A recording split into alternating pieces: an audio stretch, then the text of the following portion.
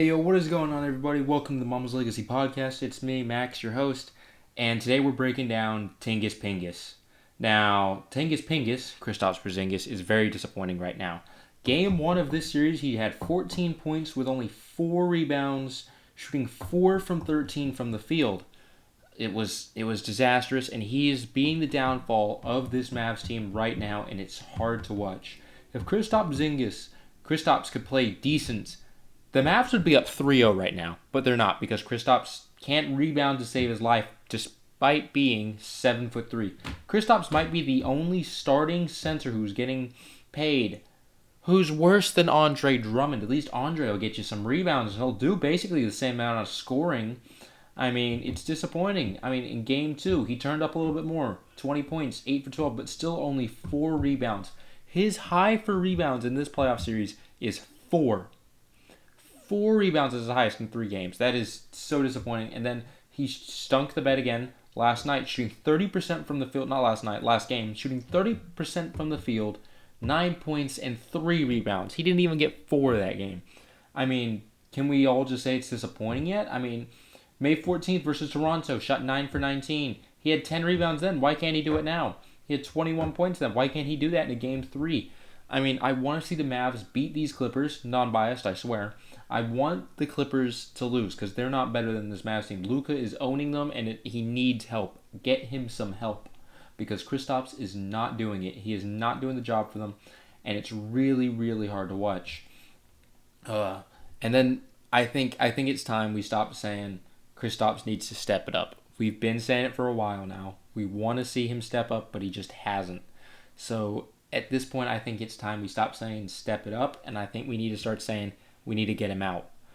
He should not be playing alongside Luka. Luka needs a second star who can consistently destroy and take up when Luka is having an off night or something. Porzingis is not that guy. Porzingis is very, very disappointing in my opinion.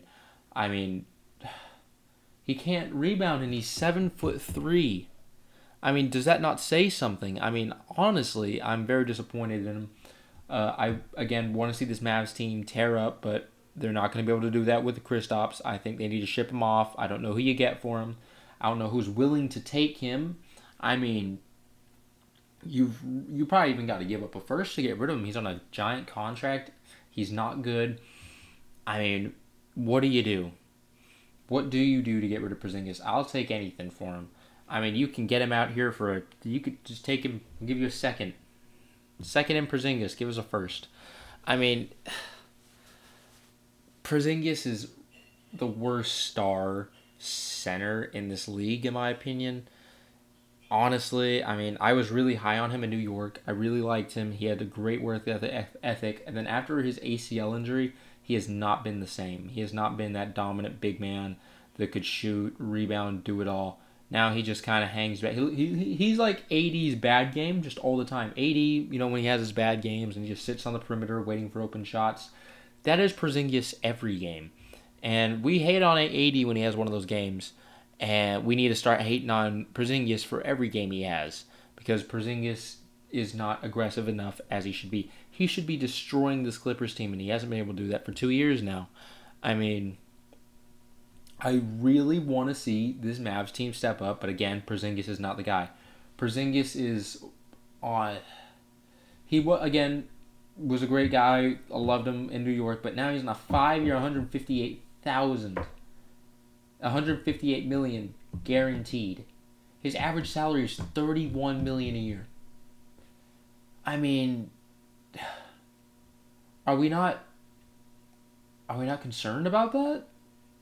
I mean, sure, he plays 30 minutes a game this past season, and he averages 20 points with 8.9 rebounds. But every time he gets to the playoffs, he constantly disappears. I mean, last year in Dallas, 31 minutes, 20 points, 9.5 rebounds. I mean, in New York, he was doing better. He had 22 points. He's kind of dropped down, but I mean, of course, that's going to happen when you're playing with Luka. Your points are going to dip a little bit. But he should honestly be more of a dominant force. Luka will constantly create. Luka's going to draw a double on him every time. Porzingis needs to start getting aggressive, going for those rebounds when he's getting double teamed. He just needs to get more aggressive. He's injured so often. 2015 in New York. 72 games. That's not bad. We can't hate on that too much. Then 66 games. Then 48 games. And granted, I know he did get injured. And they played 57 games his first season in Dallas. And then 43 this past year. I mean, the guy cannot stay healthy. And Luka's as tough as a rock. He needs somebody that can stay in those games with him constantly. But it's not going to be Porzingis, and I'm not sure who it really needs to be. They just need somebody who's very reliable, can come in there and dominate. Porzingis can't do that. He's a 7'3" guy who isn't aggressive, and